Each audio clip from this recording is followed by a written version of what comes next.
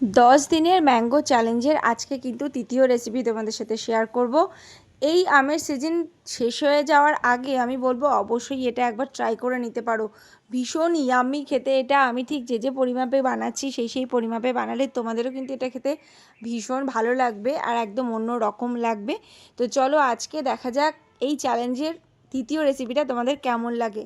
আর আগের রেসিপিগুলোও আশা করছি দেখেছো। আর তার জন্য প্রথমেই আমি প্যানে নিয়ে নিলাম 2 চামচ ঘি, তার মধ্যে দিয়ে দিলাম 2 চামচ সিমাই, যেটা কিন্তু খুব বেশি পাতলাও না আবার খুব বেশি মোটাও না, দেখে নিশ্চয়ই বুঝতে পারছো।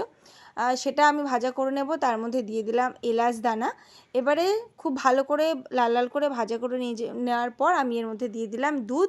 এই দুধটা কিন্তু 1 লিটার দুধ পুরো জাল দিয়ে ঘন করে নিয়েছি আমি, একদম হাফ হয়ে গেছে।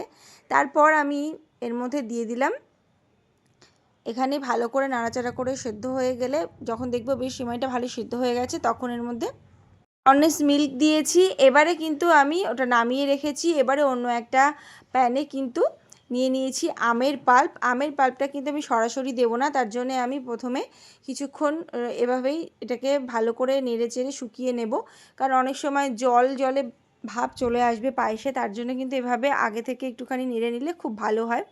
খুব ভালো করে নেড়ে নেওয়ার পর আমি এর মধ্যে আগে থেকে করে রাখা সিমাইটা দিয়ে দিলাম। আর তোমরা কিন্তু চিনি আলাদা করে দিতে পারো, আমটা মিষ্টি ছিল আর কনডেন্স মিল্ক দেওয়ার জন্য আমি আর আলাদা করে চিনি অ্যাড করিনি।